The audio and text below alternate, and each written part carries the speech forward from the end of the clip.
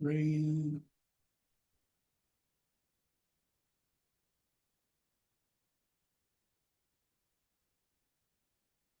All right, gang.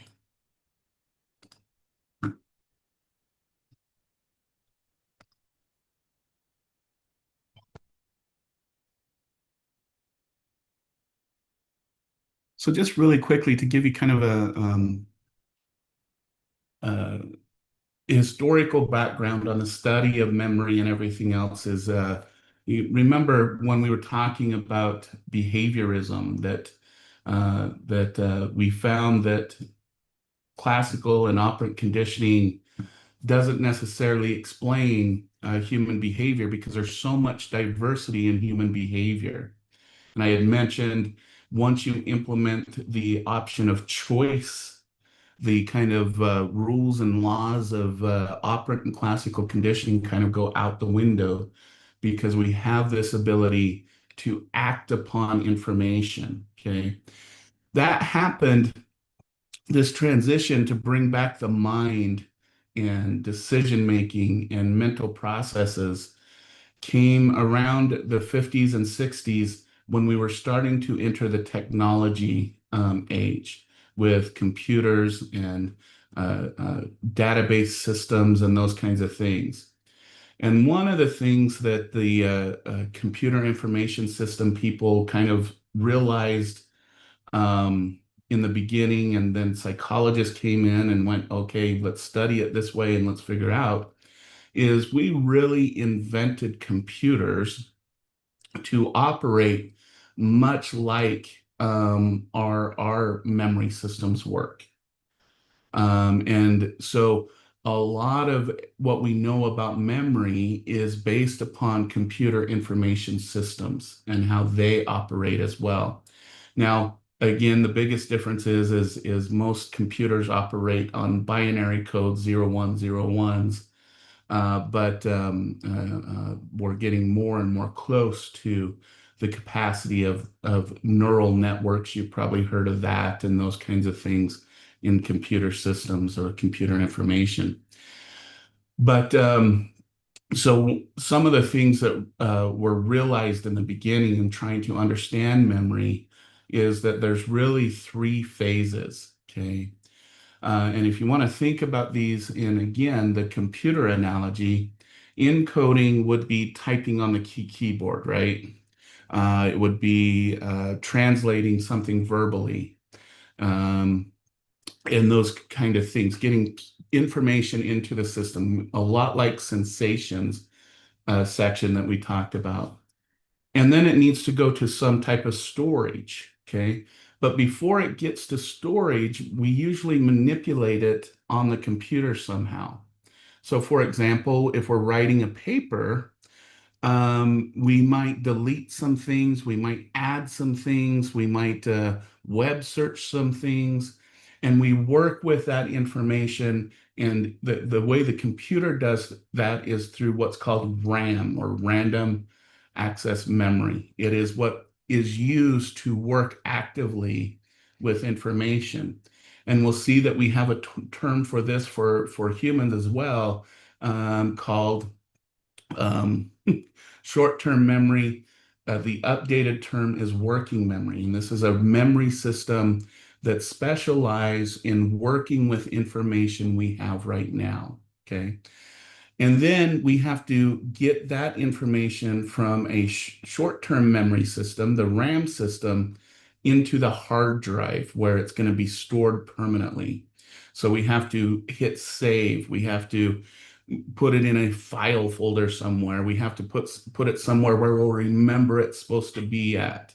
Okay.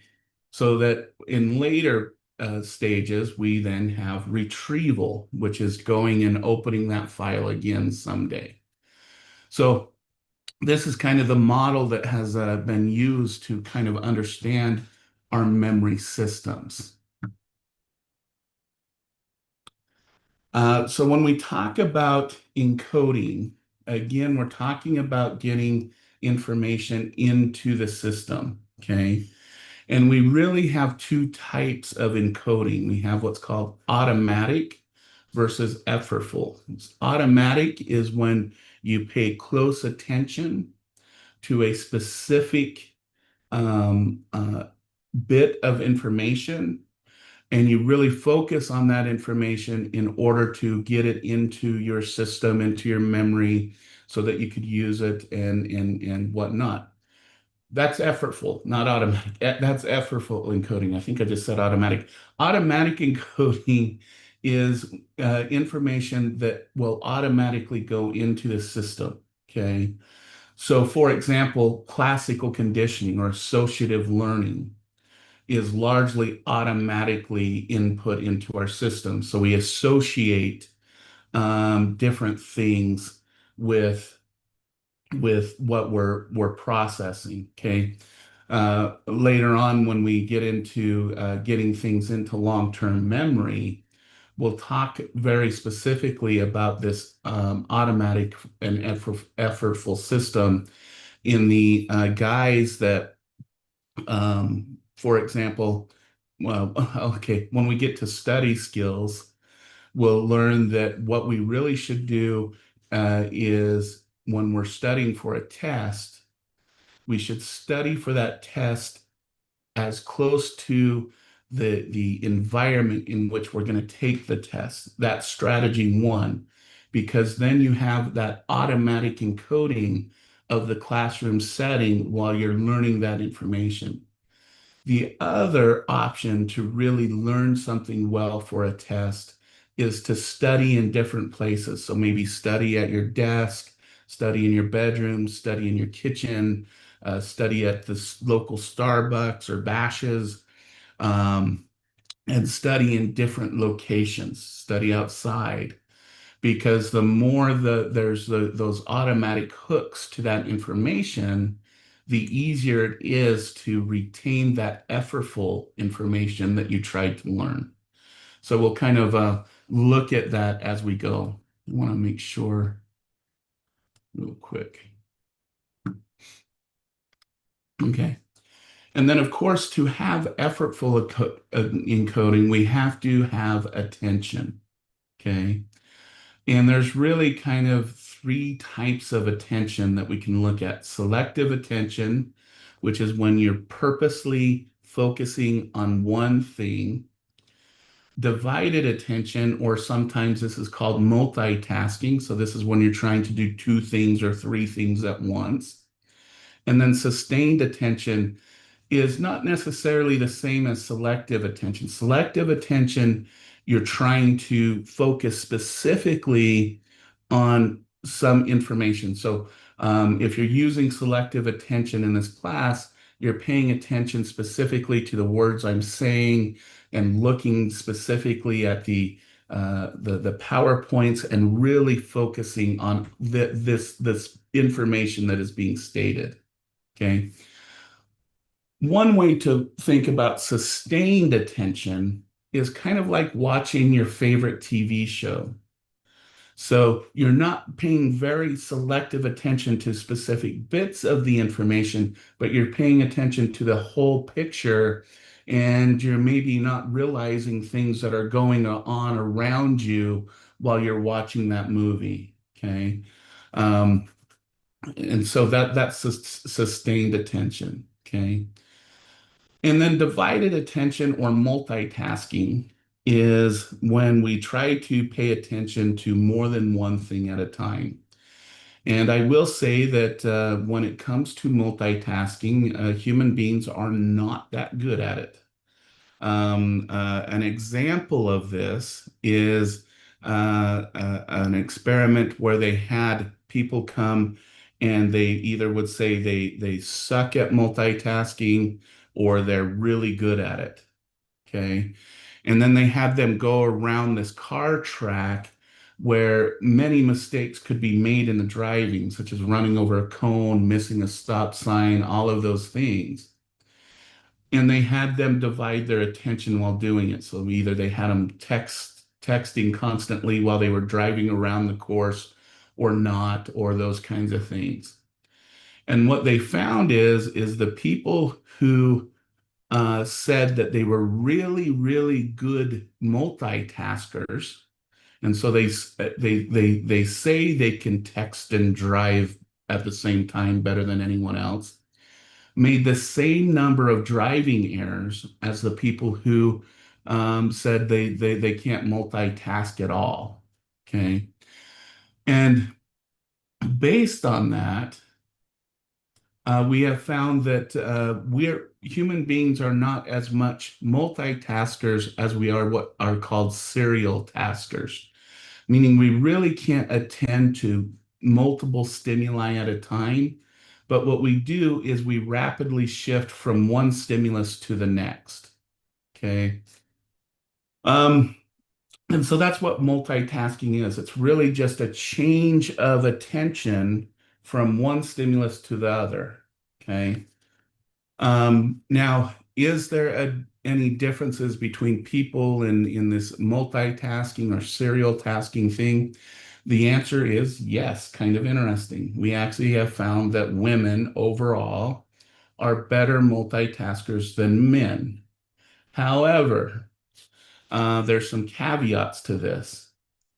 It's actually only women who have had children. Single women and those kinds of things tend to not score any different than men on multitasking procedures. It only seems to be women who have had children that something happens that they are able to more rapidly change attention from one thing to the next. And it makes survival sense, right? With an infant especially who demands care 24/7, but also everything else in the environment that needs to attend, a person has to learn to change from paying attention to infant to paying attention to housework, maybe work, back to the infant. And so they kind of learn, as you would say, um, to rapidly change attention. And indeed, some recent neurological evidence suggests that that the neural pathways that adjust attention are strengthened through the child birthing process or the child development process. So, so yeah, now the interesting question that hasn't been answered, and I think I would want to see this data as well, is I've always wondered about what about dads who, at the infant's birth, was the primary caregiver for that infant from birth up, maybe because mom had complications during birth or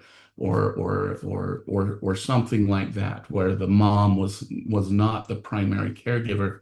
I think it would be interesting to see if men develop that same ability that moms do, but studies have only focused on primary care mothers for these kind of researches. But I think it would be interesting to see what about primary care fathers who have cared for their infants since birth. Um, it would be interesting. So, anyways, just a side note on the research and kind of some of the flaws in it, maybe potentially in trying to determine what really is happening in the human brain when you become a primary caregiver for an infant that makes us better at this attention shifting ability. Okay. So that's some of the attention parts. And then the other part of it is with encoding is how much we encode. Okay. And it really happens on a continuum. I'm going to bring up the kind of slide. The first one is shallow processing. So this is physical and perception features are analyzed, such as lines, angles, contour, makeup, physical appearance of an object. And then there's intermediate processing, and this is when stimulus is recognized and labeled. So the object you see you recognize as a car. And then deep processing is semantic, meaningful. You're really thinking about it. And so you associate the connection of a car that brought something to mind. Maybe you think about a Porsche or a Ferrari you hope to buy someday and have fun in. Okay. This is this is a lot of research on the level of processing has been done in eyewitness research. Because what we tend to find in a lot of eyewitness testimony is that when you just randomly walk into a situation where a crime occurs, we tend to be just processing information either on the shallow end or the intermediate end. We're not really giving it a deep, thoughtful connection to the world that you live in. Okay. And we find, if you remember that research in Sensation and Perceptions about priming, where we had the story of the inner city versus the country wilderness setting, and then we had them judge a picture based on what really would be shallow processing. They only saw the picture for 1.5 seconds, but they made up these stories about what they saw when asked about it. Okay. And this is really where things like discrimination, prejudice, unconscious biases really can have an effect on when someone asks, "What did you see when that burglary happened?" Or "What did you see at that car accident?" Is when we're doing this level of processing, we tend to fill in the information with what we expected we should have seen, but not necessarily what we actually saw. And it's kind of an interesting thing to think about when we're looking at things like eyewitness testimony and those types of information. Okay. So there is one kind of encoding that is really important that we really should look at, and it's what's called elaborative encoding. Okay. If I were to give you any advice on how to try and remember information you're learning here in college, it would be to connect it to very vivid, crazy, wild examples. Okay. And this is where we're going to kind of, uh, for the rest of this class, we're going to watch a video on what tricks can be done in order to get our memory working. Because we actually have really, really, really good memory systems. But sometimes we think we don't because we don't exercise that memory system. So we're going to check out a video here. So just give me just a